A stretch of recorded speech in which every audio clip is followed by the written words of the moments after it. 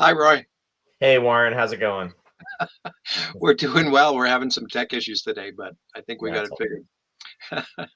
If there's any lag or anything today, we've tried our best. We're going to wing it here and see how we make out over the next hour with things. Thanks for joining. This is episode number 7, Roy. this is, and the ITC summary on this is Commander Koenig finds himself in another world and in another time. It is a world of light and beauty. He has to choose between life back again among his companions on the moon or the love of a beautiful girl. Love is the only weapon that he can use. Wow, that sounds like is it the Dorcons? No, it wasn't the No, dork no. ones. I was actually, if you know what, I was actually thinking of maybe guessing maybe it was the Beta Cloud because I thought Tony really had an affection for that creature. Yo, creature!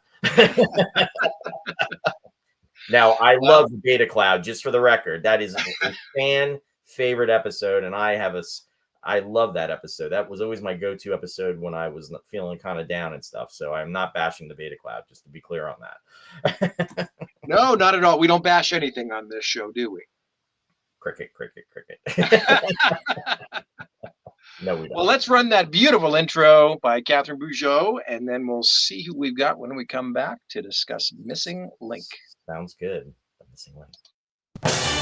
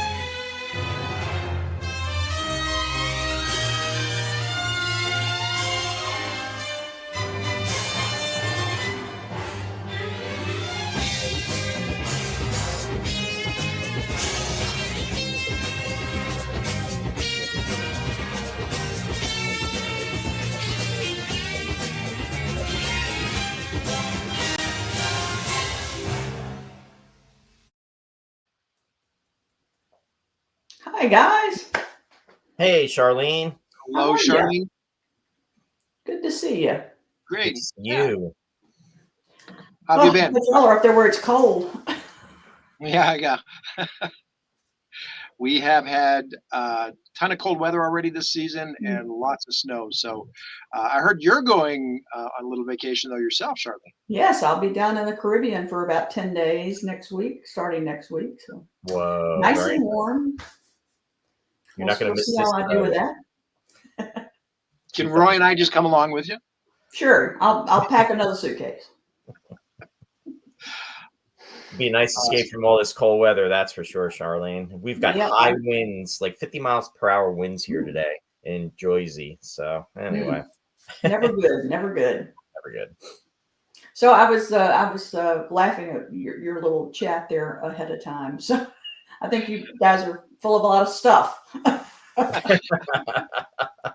Well, we did say we don't bash anything, right? So that, interestingly enough, brings us to welcome to Charlene Scott and her favorite episode, Missing Link.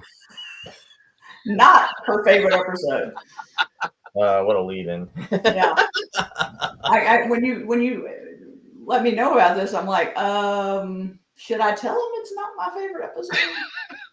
Well, of course, we said just a few minutes ago, Yeah. it'll be interesting to get a little different opinion and point of view on things. We're Well, not I chills try, for the sorry. I try to be smart about this, and I reached out to some people for some opinions and got a little feedback. So Well, there we go. So we between the three of us, we've got this covered. So I think we're gonna say, going to keep I it don't fair agree and with balanced. getting those little things that you're reading at the top of the episodes, but whoever wrote those never saw the episode.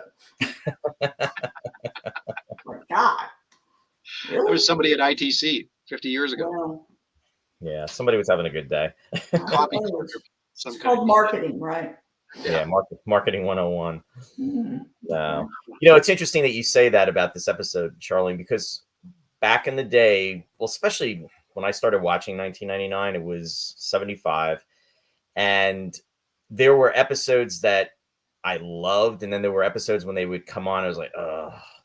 And this was one of those episodes that was like, ugh. And, It's like, oh but no, not this again. yeah, but to be fair, as I got older, much older now, 50 years later, Yeah. I actually have more of an appreciation for some of the episodes that I really didn't like the Infernal Machine, and Oh we'll talk yeah. about that later. I was like, oh, really? My God. And you know what? It's such a wonderful episode though. It's so deep.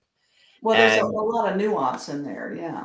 yeah, exactly. And with this episode, it doesn't reach that caliber for me Yeah. personally, because when we were talking a little bit behind stage in the green room, you know, green room. And yeah, this episode suffered from some things, but we'll get into that. And it's just nice to have you on the show. And this is our seventh week of doing this, because this is episode 7 in production order. So it's Lucky 7. lucky 7. We're moving along. And Charlene, thanks for all the support. You said you've caught all the episodes so far. Yeah. Yeah. Well, Like I told you guys at the beginning, I really like the idea, and I think it's a great way to lead up to the convention. Which, yay for getting the ticket prices out. Saw that, was that today or yesterday? it was just yesterday, and actually, we're Yeah. going to talk about that at the end of the episode for a few minutes. Okay, well I'll shut up about that then. No. And it's the more plugs, the better. Yeah. We're all about trying to get the word out there on social media for sure. So Yeah. no. No, but I was happy to see that, so I'll have to see if I can budget that for my December spend. Yeah, for sure. There's of course a 2024 early bird special until the end of the year. Always got to get the early bird. Yeah, and maybe as throughout the episode, as you two are discussing it, I'll try and get a little information along the ticker along the bottom, just to throw in there as people are watching all episode long as well. But no, so listen, Missing Link. I didn't really mind it when I first saw it back in the 70s. It was, there's a lot of things when you're 5 that stuck with me. I can't believe you were that young. Oh yeah. Because I was 5 or 6. I was born in '69, so yeah, I was 12. First run, yeah. I was 9, so yeah. Okay, so I got the elder thing on you today. Yeah. Yeah. One of the biggest things I remember about seeing this, I probably I was so young on the first time around, I don't even remember it, but I remember, I think upon the second viewing, once the series was in reruns, that I associated the name Peter Cushing with Star Wars. Yeah. And so I think in the local newspaper it listed the guest star, so I was really excited to see it because of Peter Cushing. So it would have been a post 77, sometime in late 77 or maybe early 78 that it was running here in Canada. And there were a lot of there's a lot of neat effects work in the episode that still stands up very well today. There's the sequence in the middle was very disturbing for a 5-year-old. Where Koenig sees all those bizarre mutated creatures and things like that. It's. There was a lot of character development with how it was a really good Barbara Bain episode, I felt, and she gave a great performance. We talked about this a little bit with Alan last week, the way Alan sort of freaks out at the end there, and he's still very hot-headed. Yeah, that's a whole we'll talk about that too. What's interesting, Warren, is this shows like.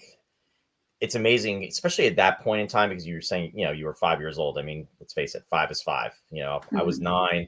I was exposed to a little bit more television because 4 years is a little bit big of a difference, especially at that time. I mean, even with Charlene, I'll even say, she was 12, I was 9. Those 3 years make a difference. Sure. But when I would think of Peter Cushing, I would think of the horror films, even back then, Hammer horrors, because whether it be the Frankenstein movies or, even the Dracula, his association with Christopher Lee. That was something that was on Channel 5 out of New York, WNEW TV, that would run on the weekends. Probably late night on the weekends and And during the day, like on Sunday afternoons, believe it or Oh, not. 'Cause I really? remember going to my grandparents and those films would be running. And, Black Park, where we were, a couple of months ago for the convention, and just, they shot everything there. So you're absolutely the connection with Grand Moff Tarkin, Peter Cushing from Star Wars. But even with the horror, those scenes that you were talking about, where those manifestations where Konig's mind is running and going crazy, that was very appropriate in terms of Peter Cushing, because of the mad scientist and all of that kind of like tied into all of that, which I thought was kind of like appropriate later on, more so than when I was like 9. But how about you, Charlene, with that? Yeah, I agree with that. I I just remember when I was that. I mean, it was on Saturday nights here, so I lived for Saturday night, and I think it was 8 or 9 o'clock. I think it was after Carol Burnett, Mm-hmm. and so I just remember, just wanting. Oh my God, it's coming on tonight, and just being excited about it. I was a big. I went to a lot of movies as a kid because I really enjoy movies, and just the excitement of knowing it was coming was kind of cool and Yeah. fun. And I had a good friend of mine who lived. I lived at Dolphin Island during the summertime when I was growing up, so we would get together on the weekends. And she was a big Tony fan, and I was more of a John fans and John and Helena fans. She liked Tony and Maya more, so we would get together the next day and talk about the episode and say, "Oh, what about this? What about that?" But I know what you mean. But I never watched the Hammer films because I don't like scary stuff. And this is a fairly scary episode. It is. I mean, when it gets into the psychological part of Mm-hmm. it, with the little people that are come to attack him, and it comes down to like, is that a manifestation of his mind, or is I it a think it manifestation was. that Ryan put in his mind? Mm, So I mean, it gets to a very weird yeah. thing, and it's not none of that ever gets explained. No, you bring up a good point. You could definitely there is a line of dialogue when he is exchanging with a Xenite, like a fellow Xenite, and he makes a reference that if about these images that his mind had conjured up, and he Mm-hmm. felt that if he had been present, that Koenig might Yeah, have exactly. could Yeah. possibly have killed him. So that's the only Mm-hmm. reason why I kind of took it that it was in his mind. However, those manifestations were a direct result of everything that he was doing to him, almost like a Right. form of psychological tortures, so to Exactly. speak. So it's kind And, of like and ain't that's a going whole. too far. Yeah, yeah. Yeah. So that's a it's a very strange episode in that it's there's a lot of levels there, Mhm. but it just doesn't at the end doesn't kind of all come together like it ought to. Would John Koenig, just abandon his people? Mhm. We don't think so because later episodes don't that doesn't happen. So And you know I don't know. It's just what's what's it's an very odd one. interesting what's very interesting about this episode too, and this is what I had learned, which I did not know, was originally when this was actually filmed between the middle of April Mhm. of 1974 till Right. May 7th of 74. Mhm. But what they did do though is later on they went back and they did a reshoot, and the reshoot was done about 11 weeks later, and it was done right after Alpha Child had been done. So the Ah, original script in the beginning essentially had Koenig, Allen, Sandra, and Bergman actually going on the moon's surface looking for mineral deposits. And that's how it was going to be. That was the scene that they were actually going to film to start it.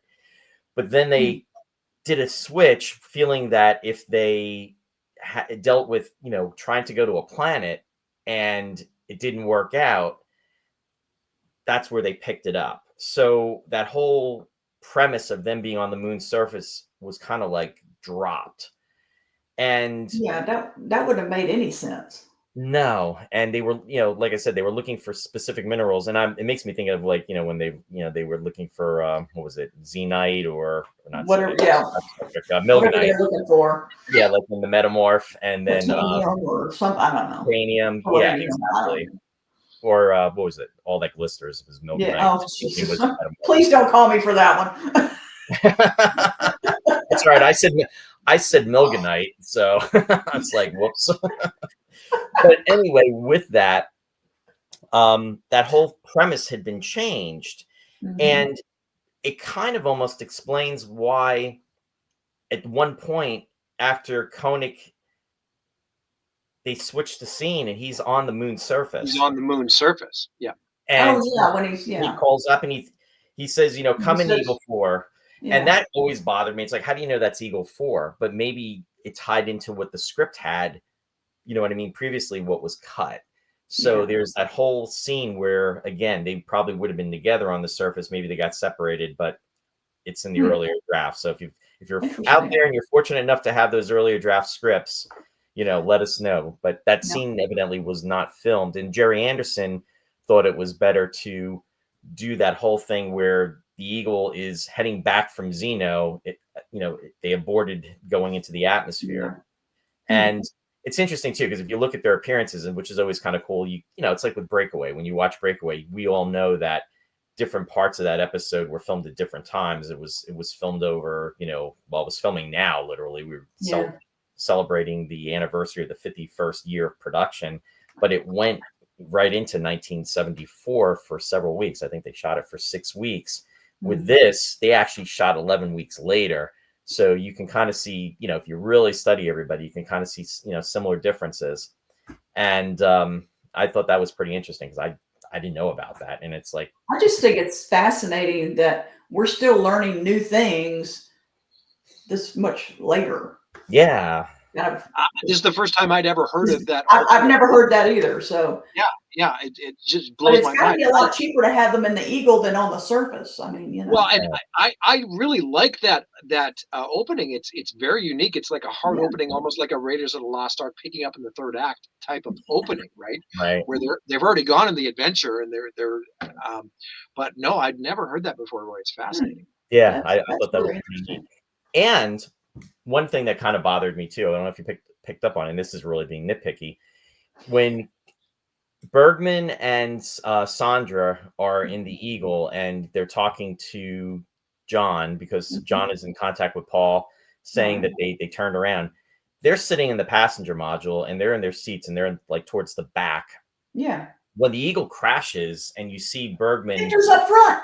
he's up front. There was Yeah. a deleted scene that Ah. showed that both Bergman and Sandra being tousled about because of the Eagle, because it's essentially like, flipping Yeah. upside down. It's in space. So, but that explains why they wound up in the positions they were in because they deleted the scene. So I thought that Yeah, was, because it's so weird because because I'm trying to I'm watching the episode earlier this week and I'm trying to have an eagle eye. I'm trying to 'cause y'all get into real nitpicky stuff, which is good. But I'm trying to look and I did see something that I thought was different and well not different was just I'd never noticed. If you look at the numbers on the eagle door, it changes 3 times. It goes from like 9 to 6 to 4. Or Mhm. something like that. I wrote the numbers down, but I don't have that with me. Very good eye. I did not catch that. So Yeah, I mean, excellent. look at the right at the beginning, right when at the beginning of the episode when all the stuff's going on, It's I the did door notice. numbers changes. Yeah, at the beginning, I did notice it was a 9, and I thought I read Mhm. somewhere that this was the episode where they established where it's the actual number of the eagle, but I did not catch that they had actually Well, and changed there, them. of course, Paul's calling Eagle One, and I'm Right. like, no, it's Eagle something else Yeah. because it usually corresponded. But Gladys got it wrong, so Yeah, in the earlier episodes, it wasn't on the door. It would not yeah, match, and this yeah, supposedly was the first one where it actually switched over. yeah. But I guess what happened was with them filming at different points, Hmm. it got missed. So Hmm. excellent eye on that, Charlene. Yeah, Like, I mean, like I said, okay, I'm gonna try to pay very close attention. And I know the thing about the Koenig thing being misspelled right. is everybody knows that. Um, and because I was talking to or texting with Bob the other day, and I said, "Oh, I'm going to do the podcast," and he's like, "Oh, what are you going to do?" And I said, "Missing link," and he went, "Oh." I said, "Yeah." I said, there's some weird things that go on in that episode that I had never noticed before." He said, "What do you mean the misspelling?" I said, No, I knew about that. I said, "There's stuff at the beginning." He's like, one of "Really?" one Yeah, of Bob, one you missed it. one of my other pet peeves about this too in this episode is when they separate the command module Mm. from the rest of the Eagle. The command module's door, airlock door, is open, and it's like that should not have been, because they would have been sucked right out into space. And that's an inconsistency that actually takes place, and we'll talk about this during Dragon's Domain too, because that Mm. actually happens in that episode. I mean, Does in it? that episode is definitely like, top Oh, yeah. five favorites of, Oh, yeah, definitely a great one. but again, who knew that we'd have people and folks and fans, going crazy. I mean, watching these episodes and scrutinize them like we Yeah. did when they first came out up until like this point 50 years later. But that's Yeah, I fine. mean it's really nuts, but you know, I like I said, I asked some questions of some friends, and I'm like, okay, what should I say about this? What do you think about this? And because I wanted to be somewhat intelligent to speak to you gentlemen, so that we. So, but Charlene, Bob didn't even have anything, any good advice to give you on Missing Link? Oh, he says it's just not my favorite. I'm like, yeah, it's not mine either. So yeah, I said I'll find something redeeming to say about it. I really don't mind it at all. And you know what? Just talking about this in alternate versions, I have a recollection. I haven't read the novelizations for years, but Oh, isn't gee. the in the novelization, isn't Missing Link greatly expanded? Um, Especially in the middle section, where Hmm. he thinks he's back on Alpha, and Victor is lobbying to um, escape, and says something about we've got a way out, or we can get off the moon, Yeah, a few of us. I think you might be right. It's been a I actually don't have my books anymore, so you may be right. Those because some of the novelizations were actually much better than the episodes. Yeah. And So, Some of I them just were, jogged my memory. Yeah, and some of them were maybe based on the earlier draft scripts too. right. it So could have that, been. Yeah, yeah, Yeah. yeah, so yeah, there's that tie-in as well too. Yeah. yeah. And the other famous one about the novelizations is even just the name Tony Cellini was changed to Jim Jim Calder in the Coulter, novelization. yeah, Yeah, yeah. Hmm. yeah. Yeah. I Details thought that I don't know. I thought So the whole concept though, missing link, and it's like I thought interesting, and I did, Mr. wow. Google here. Missing link is a recently discovered transitional fossil. It is often used in Mhm. popular science and the media for any new transitional Yeah. form. The term originated to describe the intermediate form in the evolutionary series of anthropod ancestors to anatomically modern humans, hominization. So I thought that was interesting that they pulled that for the title, and then also what it all ties into. Yeah, which is really kind of nonsensical, and because there's no connection, that he really doesn't make a connection um after he says the line, you're my our list missing link or whatever. And I'm like, but that doesn't make any sense. You're not connecting it with anything like they did in what's the last episode? Jeez. Another time, another place. No. The Sanskrit episode. That's the one I always Testament, think about. Oh, Testament of Testament of Arcadia. Arcadia. Oh, Yeah, last episode. that's I'm my sorry. Arcadia. Yep. I, because they obviously find some stuff there that makes sense, that there's some history here. You get none of that with Ron and Vana and the Zen.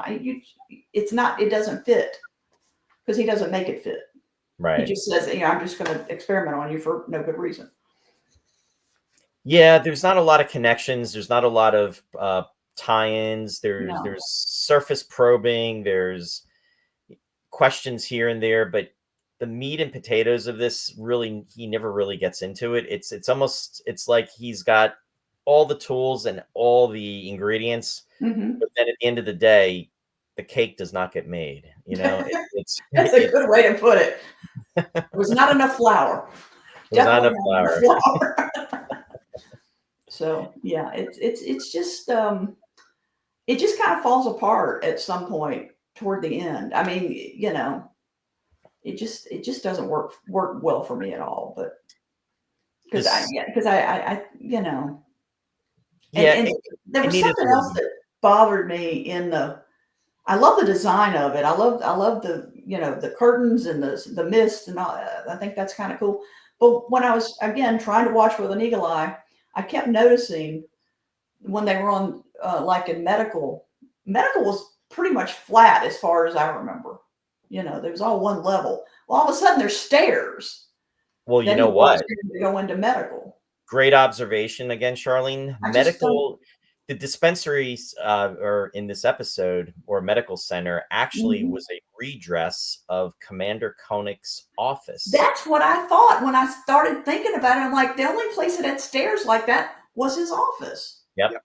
They utilized the set because the only standing set for year one was main mission, and then they Mhm. also the Eagle, which was moved about at different points. But Right. Medical Center has all these different types of incarnations as the Mhm. series progressed. But yeah, for this specific episode, it was a redress of the commander's quarters because they, It just, I'm like, why is he walking upstairs? There was never yeah, stairs. yeah. Well, And I don't do know. you know what But the dead giveaway to that is? When the doppelganger Koenig walks into medical and the doors open, you can see right, and he goes down. the row of main mission windows Mm, Oh, behind that's good. Yeah, behind him. yeah, Yeah, yeah, yeah, yeah, yeah. So yeah. that's the And dead because giveaway that is a redress. I pulled out Bob's book again, and I'm like, okay, what is Bob? Funny stories Bob's going to have in here, and the whole thing about the mist, and that it was dry ice, and it was everybody was not being seen. So it was just like Charlie Crichton and the foam, the foam. Stop the So foam. stop the foam, stop the ice.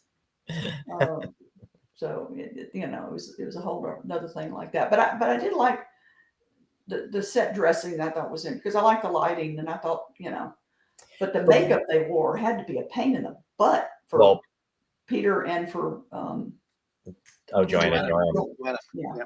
Peter Cushing talked about it. He said yeah. he loved doing the Mhm. episode. There was an interview that took place. I think it was in Starlog, maybe. But he talked about it and very much enjoyed it. But the makeup was a pain. He said it was getting on his sheets like weeks Yeah. after. It was all in his pores and everything. Ugh. And it was that silvery makeup you'd see a lot of times. Very similar to if you ever watched Lost in Space, they would do Mhm. that and other shows in the 70s at that time. It just it was almost like a go-to, almost like the James Bond movie, The Man with the Golden Gun. Oh yeah. The body paint, sure. Yeah, the Yep. golden body paint. Or Yeah, because Goldfinger. I noticed when he goes and kisses her hand toward the end of the episode, I'm like, there's no. She's not green. She's not gold. Whatever she was, she's just a hand. I mean, Yeah. it might have a little color to it, but it's not. But I don't know. It's not a favorite episode of mine, and I just John Koenig was written a certain way throughout, especially season one, and I just don't think he would have just said, "I'm just gonna go be with this woman that I've just met for 5 seconds," and you know. But then again, who knows? Maybe he would. Well, that's something else that was actually brought up too. That in the original draft script, the earlier draft, he's actually pretending to have emotions for But Vanna. wouldn't you read her? Wouldn't Ryan read his mind and know that? And I guess, well, that's probably part of the reason why they changed it too. Yeah. But that's how it started out. And then as time progressed, he starts to fall for her. But with the final product, it's like, he's like saying you're beautiful and he doesn't want to leave. And he's like, he made the decision to stay with her. And it's like, whatever happened with his whole existence with Helena, his life on the moon, everything that, it's all pretty much jettisoned out the window or out the airlock, you could say. And is it because of a form of mind control? We don't know. I was just going to say, it might have had That's a good something point. to do with Ron's experiments in some Yeah. way. That it affected. And I just but we really never find that out, and it never really progresses to that level with that. And this But is it's my, Yeah. Yeah. you But know, having said why that, he would I've walk away always. from that made no Oh, sense. sorry. Go ahead. Oh, I think we're buffering or something. You go I ahead, guess we're good. Charlene. But Go ahead, Charlene. anyway, that's just kind of how I. No, Just- and you write and you've written fan fiction, am I right, Mhm. Charlene? Oh, yeah. So my whole thing too isn't because as a fan fiction writer, I'm sure this episode probably was not a favorite, especially for that reason right there, because a lot of that is based on the character development. And granted, this is the 7th episode, so their emotions are evolving, their relationship is Yeah. deepening. But with that said, and looking at production order, it's like Breakaway, there's the hint of romance, when Koenig says, I didn't know you cared. Didn't know you cared. Yeah. Matter of Life and Death, Helena, we almost made it, both you and I, and then he dies. You know what I mean? Right. Black Sun, when she comes back from the survival ship, he's he's crazed because she left, and then she comes back. And then they even have Ring Around the Moon with everything that's happening with the Tritonians. They kidnapped her, and basically her brain's going to get fried. Earthbound, she gets put into suspended animation, and he almost loses her there. And then even with Another Time, Another Place, I mean, there's 2 Helen. Yeah. So it's like, what happened with that continuity where that relationship that really had been evolving? Granted, I know what Warren's probably thinking. He's going to say, Roy, these episodes get shuffled around.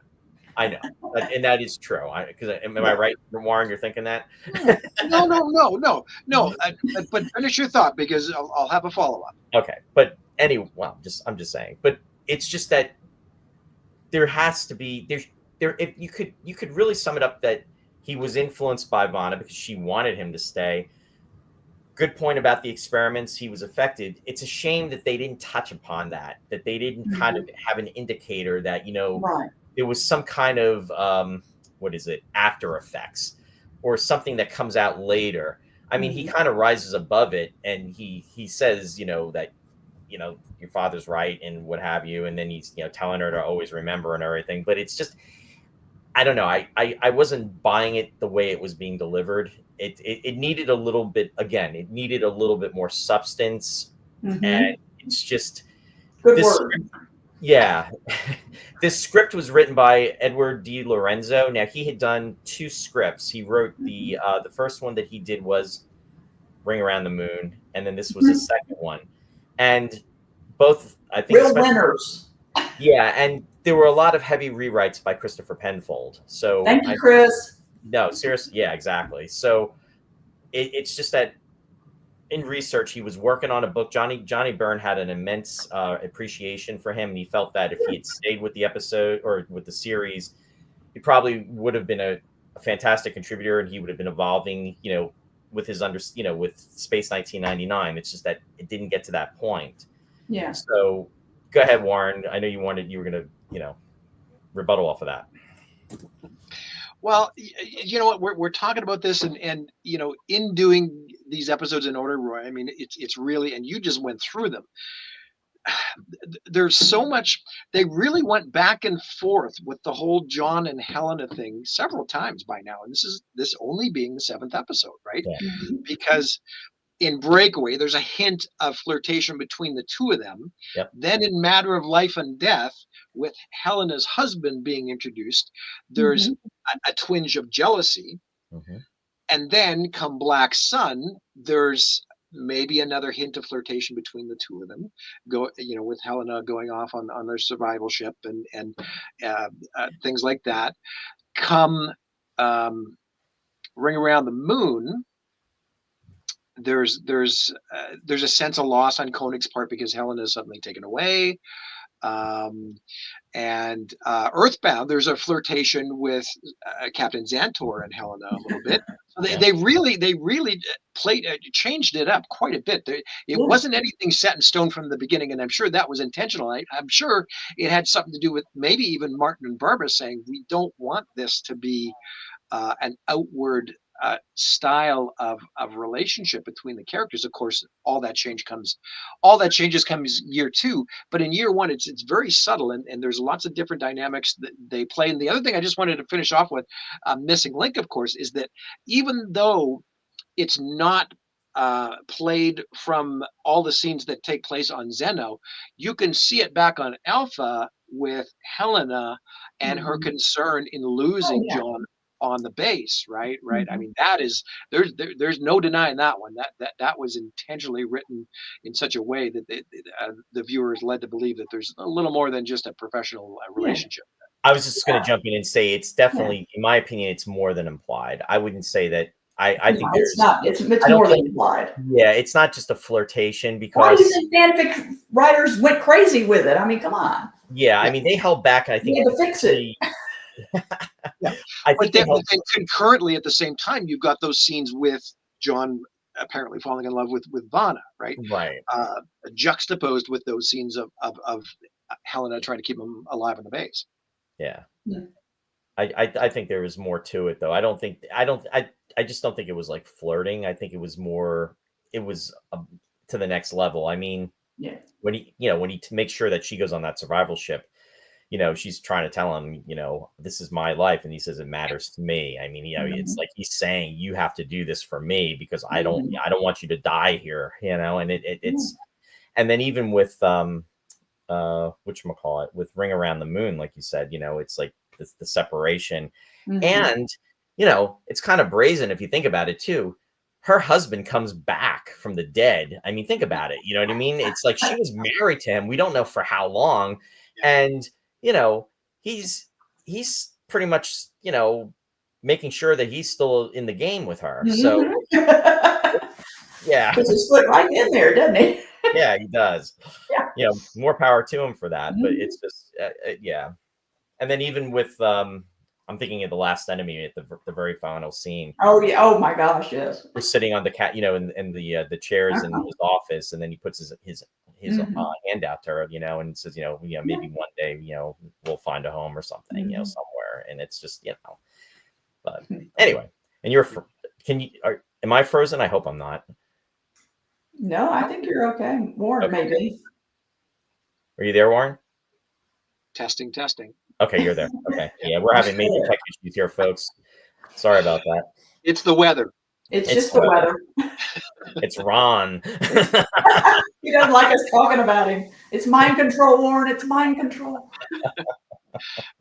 No, but I tell you, one other quick thing is I really like the dose of reality that Ron gives to Koenig in bringing Sandra in right at the end. Yes, Oh good yeah. point.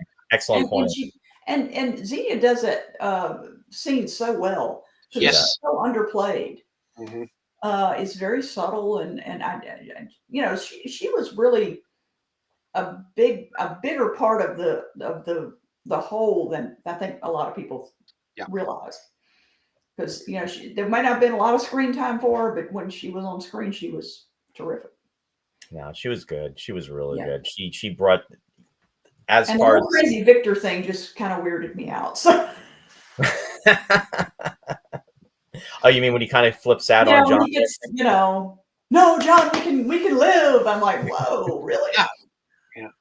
That Okay. was done, and that gave Barry a chance to really kind of like have Yeah. some fun with it too, because Yeah. it wasn't really Victor, so which was kind of fun, and it was almost like we're starting to wonder how that's progressing, and then by the time that it's starting to all fall apart, we know.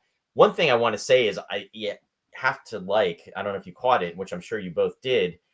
I liked where he goes to the compost and he's trying to get a hold of Paul. And then what happens is Ron comes on the screen Right. and then Koenig is in his white robe Mhm. and he's back in the reality of Zeno as opposed to the fantasy world that he was experiencing in his mind. They did a really good editing job with that, how Mhm. they quickly they did it. And it was a nice touch. It was really, Yeah. really done well. But then we can get in the whole thing about how the base starts falling apart just because he's not there, and it's like, don't you think they'd have a situation in line? It's like, who would take over? I mean, it wouldn't be, these are quasi military people. there's a chain of command. There's a reason that things are done a certain way. But you So, know what, though? I would disagree about one thing. They're really not military people. They're well, scientists. but there's still a chain of command, and there, Right. it's like NASA and the whole, that. Yeah. No, So, absolutely. I yeah, mean, you're, definitely with that. But I think it's strong character moments. And that's what always frustrated me when people would say, oh, Space yeah, 1999, there's no personality and there's no emotion. It's like, yeah, there is. It's just that, you know what? It's just not blatant. It's not yeah. flashing it in front of the screen and going, to all these different levels. It's more real. If anything, it's very realistic. Yeah, And but I think having your chief pilot go a little nuts and wanting to slap the doctor around, yeah, I don't think that would have happened. But no, and they would have thrown him in the brig. You're absolutely right. And that's exactly, the he's whole been thing. down the hall. Yeah, because it's like, who does he, think he is doing that? But Yeah, essentially, though, it's like his mind snapped because it's like he did not want Koenig to die. It was almost like, yeah, because that's the loyalty that Carter had. yeah. And that was my interpretation of it. It's just Oh, his loyalty absolutely. But to you Barbara. also chalk it up to he had a concussion. So Yeah, there you go. one of the many concussions that Alan had over the course of the series. Although it is kind of ironic, though. And then the very next episode, he's the one that really pretty much kicks the tar out of Koenig and the Eagle, out of everybody in Guardian of Paris. I mean, Oh, we're that's gonna have a right. lot of fun talking That's about right. that one. Ooh, that's right. That's the next one up, right? Okay. That's an But interesting one too. yeah, one thing we haven't touched upon, and Warren, you actually had it up before, and it's in the background, is that beautiful, beautiful matte painting that was conceived for this episode. And as far as Oh yeah. visual art, I looked into that, and that was done by a visual effects artist. His name was Ray Capel, or Capel, spelled Caple. He was very young when he actually made that, and like in his around 26, 27. Wow. And he also did the painting that was utilized in Mission of the Darians when they were Mm. going through the Darien ship, They're which is kind of also, similar. they are, and it's a beautiful. I mean, it's absolutely beautiful when you see that. Mhm. He went on to do Superman. He worked on Aliens. He also worked on the Martian Chronicles, Wow. the movie Brazil. He did an awful lot of stuff. Time Bandits, another one. Chariots of Fire. But he died in 1993. He was only like 55 years of age when he passed away. But Wow. I definitely wanted to That's give cool. him a nod because the visual. I mean, that's when we see that, we always immediately think of Zeno because the City of Mhm. Lights. Makes City of me think of the old Donruss card. Yes. I spent so much time staring at that card number 26, I think it was, or 25. it's 20.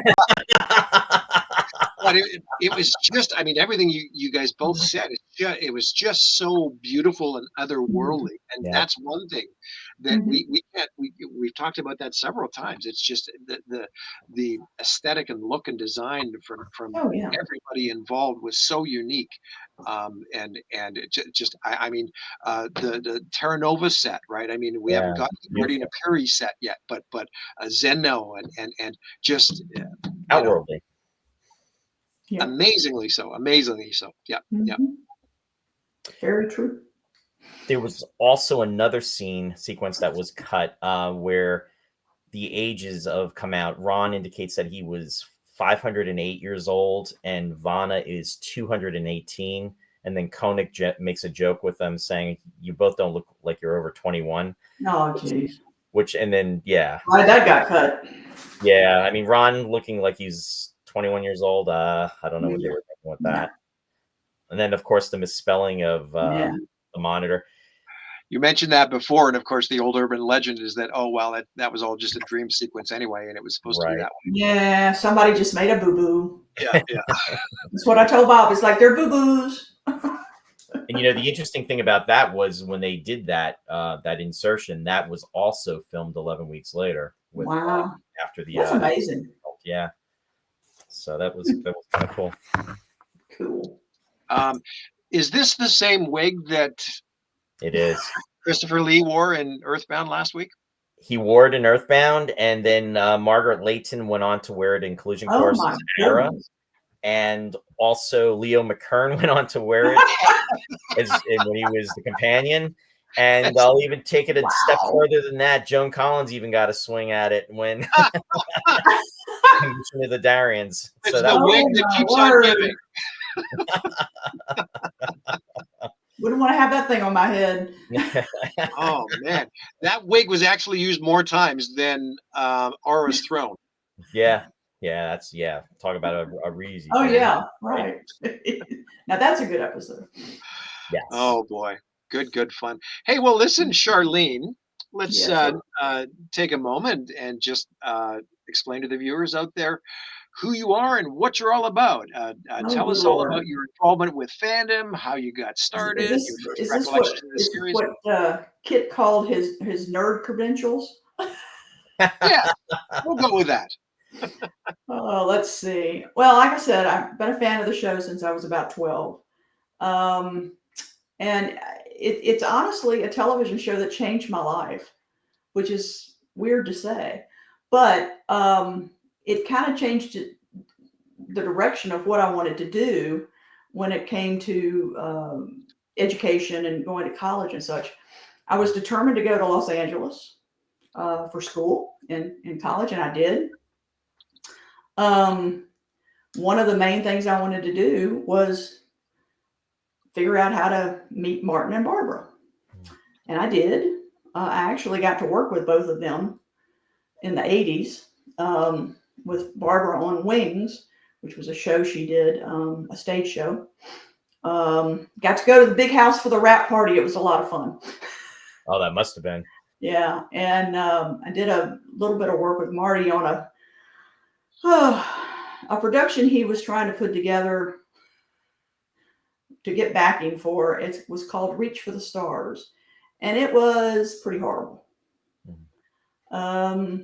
So that was, and he was kind of directing and producing and all this kind of thing, and it was, it was interesting working in let's see, I think we were in not a soundstage, but like a big warehouse, trying to put this little production together, and it was a sci-fi musical. Oh wow. Yeah, it was not great. But anyway, I spent a lot of time working on the fan club with Terry Bowers, Debbie Fairs, back in the day, getting them to recognize the club, which was a lot of work, but it obviously got us here. And they were kind enough to understand, you guys are okay and you're not weird. And, then to, work out to when Barbara got her star and Marty got his star, which of course Barbara getting a star was much more fan driven than Marty getting his, because he basically got it through his production company with the Majestic. But there was a lot of fans involved in it.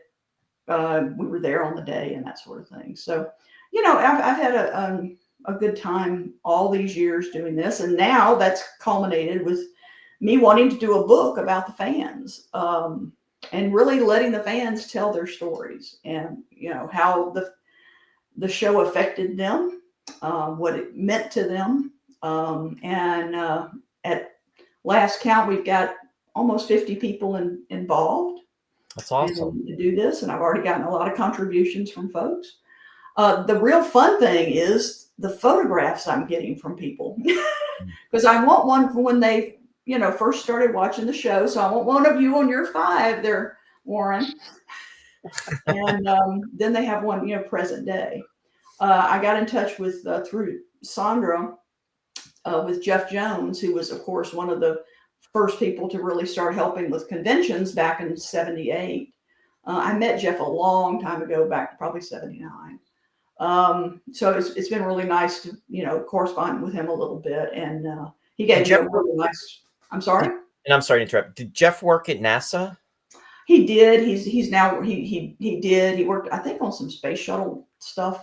He told me about it. And you'll read it in his little thing. Yeah, that's really cool. We did a book at the convention. But now he's a consultant. So he's in Florida.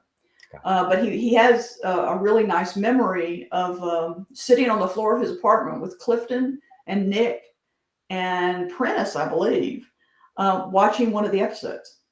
Oh, that's pretty cool. So I'm like, Jesus, that's crazy. I mean, we've all had similar memories, obviously, because we three have been doing this a long time. But I just decided that it was time that the fans had their say, because the fan part of this has been touched on in some of the books that have been written, but not to any big degree. And I really started thinking about doing this back in like 2019 until the world broke, and then it's just something I want to do. And I think Rosie's passing really spurred me on to do it. Because I realize now that we're not young people anymore, and this is going to happen more frequently. So I've reached out to a lot of the old timers that are still around, and Terry Bowers, and she gave me a really nice contribution. So that'll be. I think it'll be really neat, and it's just working together. And I've got Bob and David and Tony to help me and get this done. So, because that's the hard part, is getting it put together. Right. But I think with boys involved, I'll do fine, because the boys always take care of me. That's a wonderful endeavor. Yeah, no, I was just going to say, very exciting, and of course the timing with the 50th. I mean, there's never been a better time to get these stories out there, and I think it's a wonderful idea, Charlene, and you have all our best support, and anything Roy and I can do to help. Right. Yeah, it's a wonderful way to pull everything together, Charlene, especially with everybody, and sadly, what you made, the comment you made, is so true. I mean, we are all getting we're progressing in age and everything, and life is too short, and it's like we're like the keepers of the gates, so to speak. And it's very interesting. I think that's the wonderful part about just connecting with everybody, whether it be, I mean, conventions obviously is one way of doing it, but even with just interactions through different groups. And back in the day, I mean, the way it was done the old-fashioned way, people would write letters and then fan clubs. Yeah, exactly. And it's just it's amazing to hear all the different types of stories, and how everybody's got their 48-year-old cassette tape. Oh yes, right over there. This is the Metamorph when it was first broadcast back in 1976 on Channel 11, back in September of '76. I love that you got you my have Dinky Eagle. This was my Christmas gift, 1978, and I've still got it. Yeah, that's my point, though. It's like everybody has their own story to tell. So this is a wonderful endeavor that you're doing, and thank you for doing that. It's well, I just like I said, it's been something I've thought about for a long time, because if I've made really good friends through all this. Absolutely. And people that I treasure, and it's important to me that they get to tell their story, and how some of it's not pretty, some of it's really cool. I mean, I got to see Dracula umpteen times, because I had a connection to Marty. Awesome. So, and I gotta say, it was a little over the top, but it was fun. So, but it was, but it's just, I think it's important that, we all have a story to tell. And this is, for a lot of us, this is a big part of our life. I mean, it's certainly been a big part of mine. I mean, I'm kind of putting it at a distance a little bit now, but I'm still very invested. Yeah. So I'm hoping it all comes together. You just reminded me, and I don't even know if I would have included it, but I forgot. And I saw Martin Landau in a play, and it was 16 Wounded that he did in. I saw 16, because it was up in your part of the world. Yeah, it was in Connecticut. I was there as well. Yeah, back in March. I think it was March of, was it 2003 or somewhere around there? Like that, yeah. Yeah. So Gretchen was there, and the guy whose co-star, the Muhammad role, was really good. Yeah, it was very well done. Yeah, it was a really good show. It made me cry. Yeah. As I told Marty backstage, I said, "You make me cry." Yeah, it was very well done. Yeah. So looking forward to it. And do you have an anticipated release? I know you have to put everything's being compiled, but is there like a target date or? Well, certainly by September. Oh, okay. There we go. But yeah, it just depends on how long. And I've had and people getting things to me. I mean, I can't push too hard. Yeah, But I certainly, once we get our format down and all that, it'll be easier. But sure. and it's getting the photo because people forget to send me photos, and I have to go back and say send me photos. But it's really fun to see because Sue Cole, God love her, she has umpteen million from the conventions that she went to. And Yeah, she sent me like a dozen, and I'm like, oh my gosh, things to pick from. that's So, awesome. yeah, If she sent me a ton as well over the yeah, last year or so. If you need any reference shots, just yeah. let me know, and yeah, be happy to, Yeah. to see what I can dig up. But yeah, from Sue has an amazing She archive. really does, and yeah, she's got some real good cover, and she's got names. Yeah, Oh, I was I People know. in the Yeah, yeah. things. Not just random photos with Yeah, who's not this? just random photos, but names of people. Yeah. I'm like, Lou Place actually had a lot of photos. I need you to get me in touch with Lou because Lou's been ghosting me. Really? No. Yeah, if He, you're he listening, Lou. yeah, he's been busy too, to be fair. He's got a lot of The holidays, horrible time. yeah, he's definitely So got a full plate with some stuff he's dealing with as well. And I will get my stuff to you too. And I know.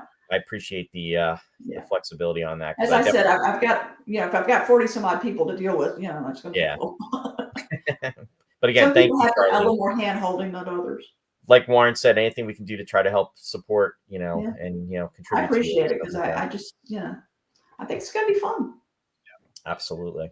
And I mean, that's wonderful. If you can have it together by September, you can even sign some copies for people while you're That's there. the plan. I want to be able to have, because we want to do it in an ebook. So, because some people don't want books, but of course we're going to have some printed copies, and because I think a lot of people want that, and Oh yeah. maybe everybody go around and get their story signed. Hmm. It's like I'm Yeah. part of that too.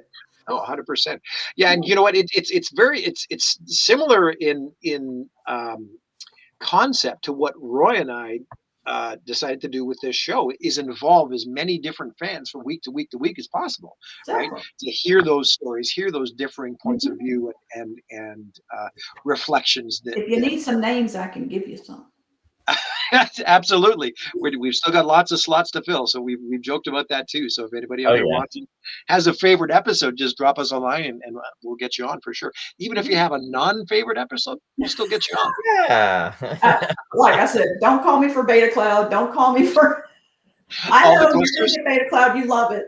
Just I not. I have a different appreciation for that episode. In regards to its content. I mean, I mean, End of Eternity to me was it's the Beta Cloud is the End of Eternity, the year or two away. But I do have a special place for a Beta Cloud because I always enjoyed it, and it was kind of like my go-to episode if I was kind of feeling kind of like it was just Yeah, it was funny. Bob put a poll on Facebook the other day about what's your favorite episodes, and he said I got it down to 7. And I said, well, I got mine down to 5. So I'm it's tough. trying. To It's get them down to hard. 5 is really tough. Yeah, I mean, I it's mean, I just even fun. doing top 10 episodes, and there's only 48, but there's so many that are they're so good. You'd Yeah, but almost have then to like that whole categorize. second season comes into view, and I'm like, Yeah, that's very true too. Oh, I just don't wanted call me for all the glisters. I know. I Or no, remember, matter of I balance. Oh remember God, no. oh, don't even Not go the guy with there. the diaper, no. One other point I wanted to bring up about this episode with Missing Link in regards to music and Barry Gray, the piece of music that was utilized when it's almost kind of like where Vana she's projecting the music that Koenig is Oh hearing and yeah, everything. yeah. It's very beautiful. That was actually a track that Barry Gray had established and was going to be utilized anytime Moonbase Alpha exteriors were shown. But what happened was he decided not to go with it, and it was kind of like pushed out. But that was I thought that was interesting because, and there's also other pieces of music that were recycled throughout the episode that were, I think, used in maybe Stingray and other Jerry Anderson productions. Because as we know, Barry Gray's music, I mean, he had a whole library of He music was that, just fabulous. I met him at the '79 convention. He was such a proper little man. yeah, He was very English, and that's you so cool wouldn't that you think got to about meet him him. doing these scores for the. But he I think he sat down at the piano one time during that convention, and I But heard that he did that. Yeah. Can you yeah, imagine? That's awesome that you got to yeah, experience that. yeah. It was, it was crazy, but it was, I was just a kid, but I just, I had a lot of respect. I mean, but it was very different back then because, Sure. and that's what Jeff was saying. He's like, it was so different. He says, we were also, coats and ties and, everybody was all dressed up. And I'm like, yeah, no, people don't give a crap. You just come up in whatever you got on. It's another time in another place. Another time, another place. Charlene, it's you mentioned Jeff Jones before. It's interesting Yeah. because I'd never really heard his name up until about a year ago, and Mhm. I actually found it in the Martin Landau documents. Oh, That yeah. and it's actually a note. There's sort of a sticky note on top of a letter from Jeff. So it's from Martin's publicist or whomever that was, saying this fellow Jeffrey Jones has just invited you to the very first Space 1999 convention. Mhm. Yeah, Yeah. yeah, And he very was cool. there. Yeah. Cool. Yeah, back in Interesting. '78. Yeah. Right. Do you I have a love big how we have the memory of Martin Landau documents now. what's that? The Martin Landau archive. Oh my God. Oh Oh yeah. yeah, yeah, and that was came from Bob, right? Yeah, yeah. And we Good old acquired it, Bob. and we've scanned everything in, so it'll Wow. be available for everybody, which is really really nice as Just well. put it on the Awesome. catacombs. It'll be great. And Martin Willie from the Catacombs purchased the documents in London during the auction. Good. Yeah, yeah. So Safe it's hands. Excellent. ended Yeah. up in a good home, and Martin will certainly be Yeah. Keeper of the gate. the perfect Yeah. person to safeguard them for sure. Mm.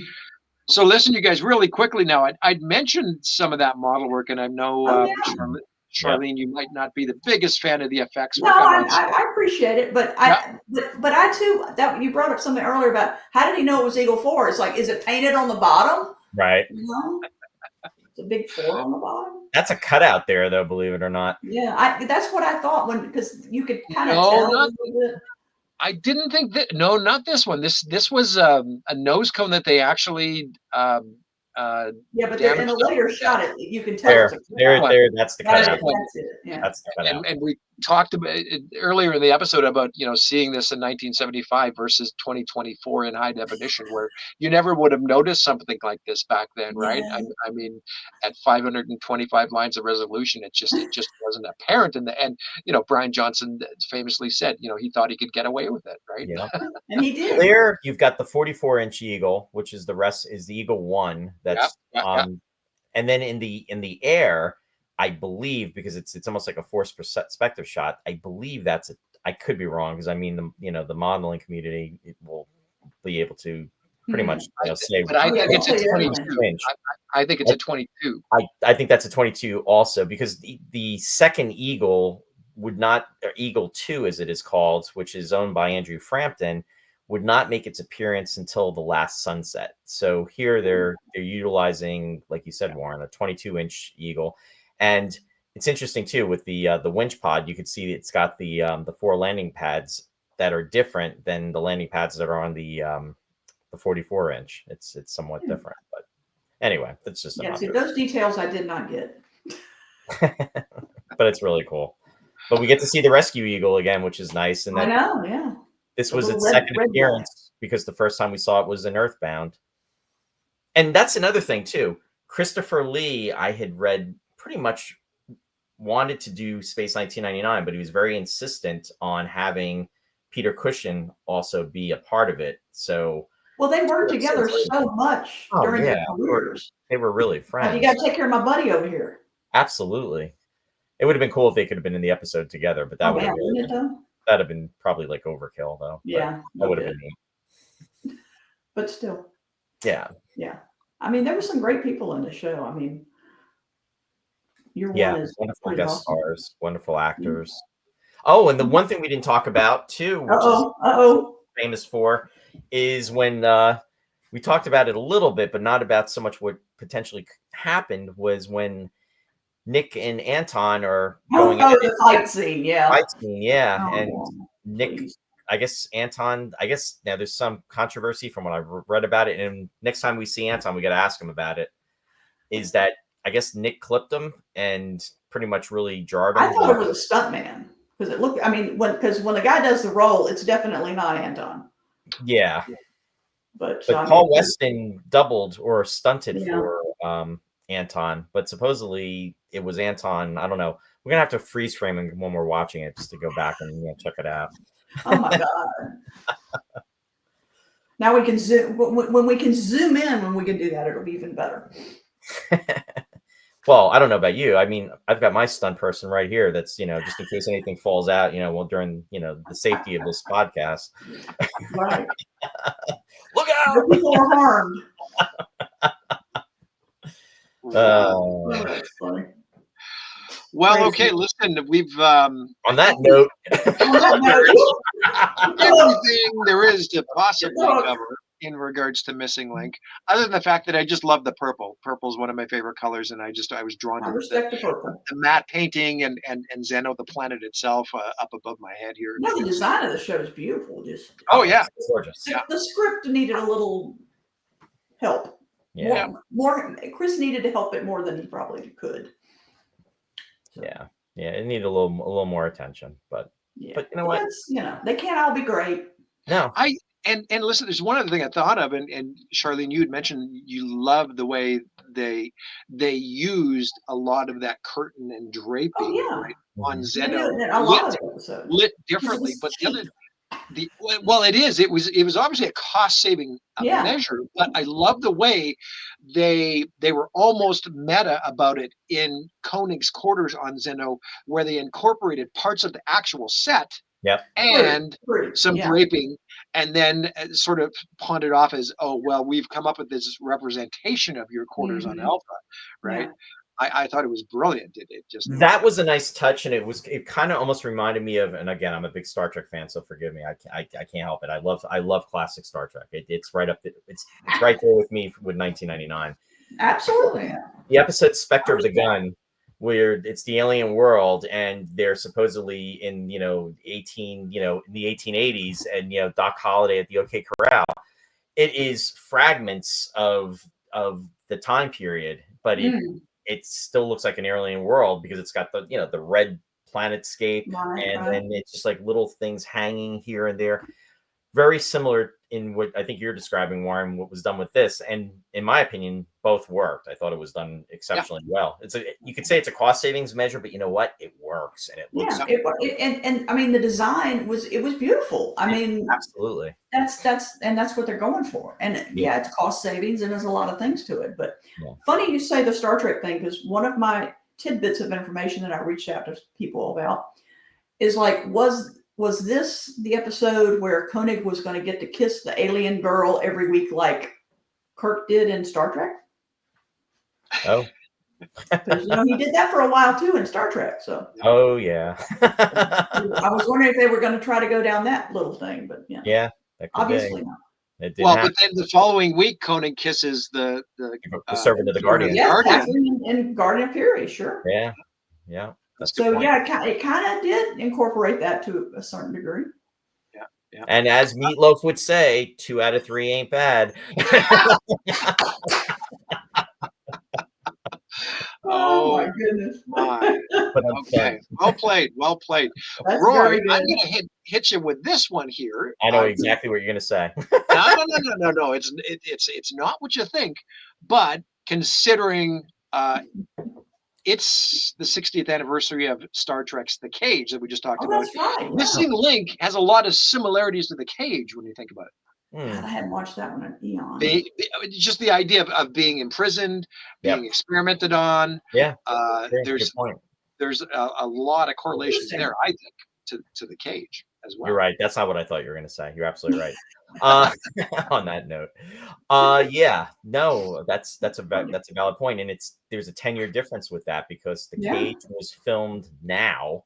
At this point, production began November 27th. It was a Friday. It was the day after Thanksgiving, and it was back in 1964. Wow! And this is where I get to do my shameless plug. So Warren gave me the opportunity here. So on the next Roy's Tie-Dye Sci-Fi Corner, which will be not tomorrow night because I'm not doing a show tomorrow, but on Sunday, which will be 7 p.m. Eastern Standard Time. That's right, Eastern Standard Time. Yes, that's right. It'll be at 7 p.m. and that is going to be the 8th of December. I'm doing a special crossover episode with Mike and Mary Beth from Sci-Fi Distilled, and we are celebrating the 60th anniversary of The Cage's production because it was filmed now. So yeah, so we're going to talk about all things. See, I gave you a great segue, didn't I? That was perfect, Charlene. And then Warren, had my back with that, and we just went right into it. Got to work together. There we go. Awesome, That's awesome. funny. Well, listen, I think we're pretty close to wrapping things up here, but do you guys still have about 5 more minutes to spend? Yeah, absolutely. Yeah. Can we talk about a convention? What's that? Shall we talk about a convention?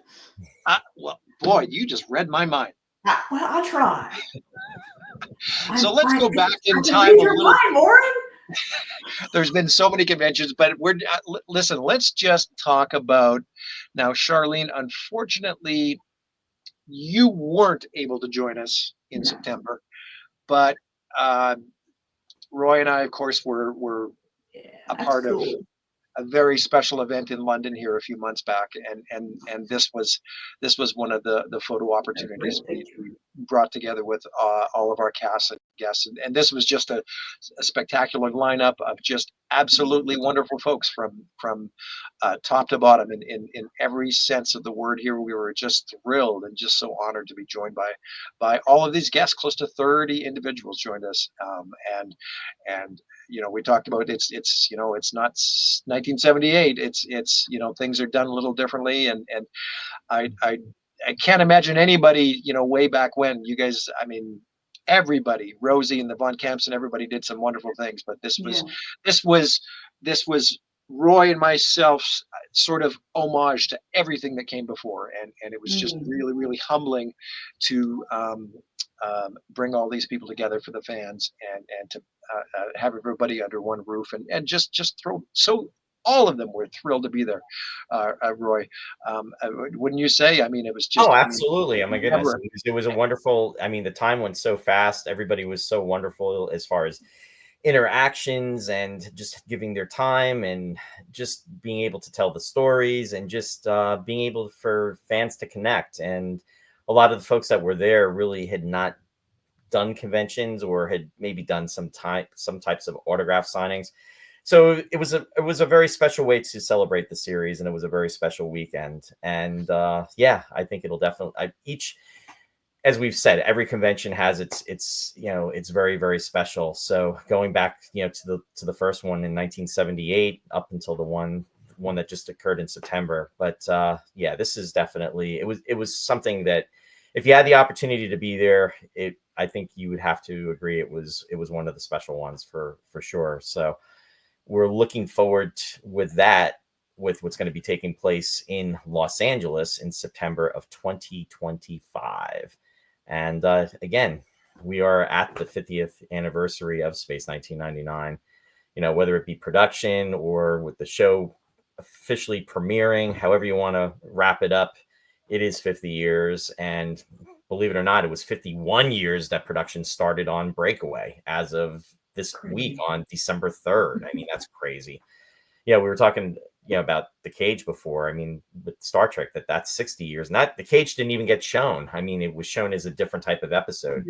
But with 1999, it's just, again, when you think about all the people that have connected over the years as a result of whether it be conventions or different groups that were not before the internet, and then the evolution of the internet and different media groups, and then also the expansion. I mean, this is definitely worldwide without a doubt. And it's wonderful that we can all be in contact as we are right now. I mean, Warren's in Canada. You're in Alabama, right, Charlene? Correct. Yeah. And I'm in New Jersey. So we are, international tonight. And when we're actually recording this broadcast, but everybody will get to see it on Sunday. So it's pretty cool. Yeah, that photo right there, amazing. Just Daryl knocked it out of the park. I mean, I absolutely. I just wanted to give a shout out to Daryl and everything he did with that Eagle cockpit set build. Just absolutely amazing. Happy. Oh my goodness, this was the opportunity of a lifetime, and you can see in this next photo I love What an amazing experience to be there with Nick Tate back Oh my behind the word. pilot console. It was a moment that no one will ever forget, and it just those wonderful moments. We were just very proud to be able Absolutely. to facilitate all of this, and then yeah, of course, moving forward, we're going to do it all over again next year. And we just, as Charlene had mentioned earlier, we just launched our ticket sales officially last night. So you can head on over to www.space1999 50 years, that's 50years.com, for ticket information. We do have an early bird special that'll run till the end of the year. So for about another 3.5 weeks, you can pick up a 3-day weekend pass for $199.99. After that, it'll go up to $250. So get your weekend pass while you can at a little discounted rate. And yeah, it's going to be another fun event out there on the West Coast. Yep. Looking forward to it. Oh boy. And of course, I had to end up with this one. Wow, look at that. Yeah, those Those orange two. suits just don't do y'all justice at all. Just be thankful you're not seeing us stand up in these suits, Charlene. Oh, Are they a boy. little baggy in the butt? And a little tight in the stomach is more like it. Oh, okay. We won't talk about any of that. Yeah, Boy. it's like I like to say when it comes to like when I'm cosplaying with my Star Trek costumes, I'll say that I've got a 6th season stomach for a 3rd season uniform. Actually, No, I mean, I know y'all did great things with the convention last year, and I think everybody had a terrific time that was there. I just couldn't be, but yeah. and that's Well, I we mean just they're hard to do. I've done them. I know they're hard to do because there's so much logistics and something weird's gonna happen. Oh yeah, no, absolutely. Yeah, Yeah, I mean, but you made it so, up to Calgary. We did the small little Relaxicon in yeah, 23, that was fun and too.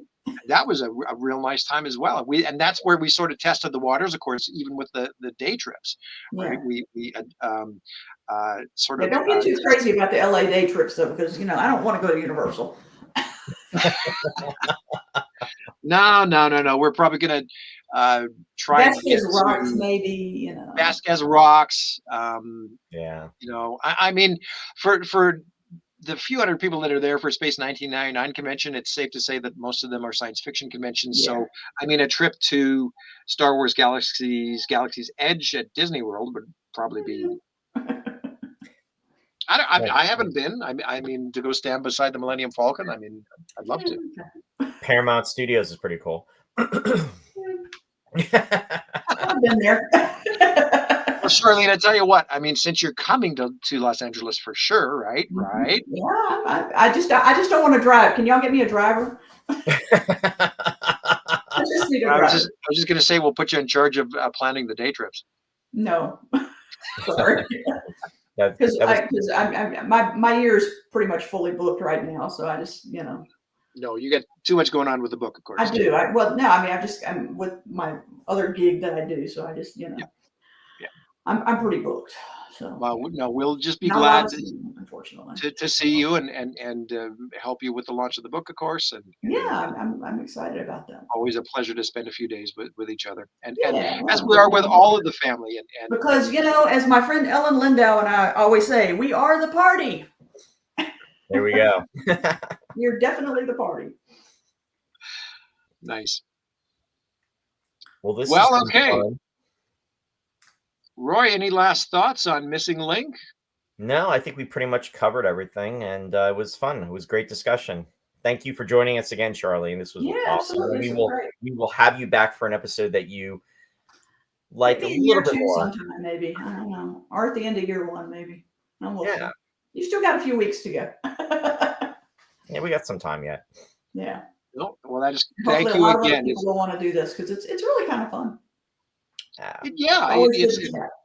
like I said, from week to week, it's really nice to get different perspectives on things, Yeah. Keeps and it fresh.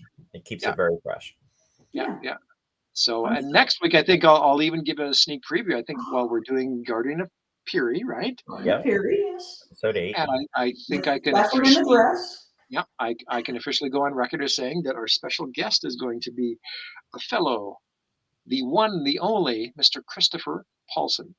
Oh, Chris, great. I just got his contribution to the book, Oh, there we go. which was And really, really good.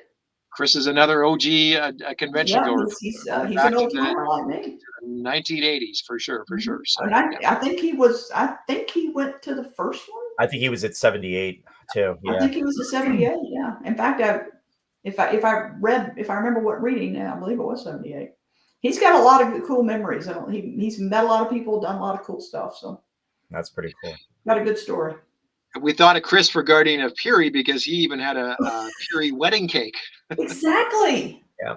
And the whole Purian balls in 20 Yep. or 99. 99 convention. Yep. The Purian balls. Yeah. I wish I had one of the I should have gotten some styrofoam. Make sure you get styrofoam for next week. Yeah, exactly. Styrofoam balls.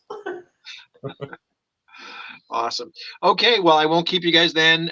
Thank you very much again for everything. This has been a fascinating conversation, Yeah. as Thank you, always. Warren. Thank you, Charlene. And I'd like to close by saying until tomorrow. Until Oh, tomorrow. until tomorrow? Now, that's just random. Like that wasn't scripted at all, was it? Of course not. Until next week. Yes. Until tomorrow. Bye, Awesome. guys. Thanks, you guys. Take care. Thanks a lot. This was fun. You bet. Talk See soon. ya. Bye. Bye, everyone.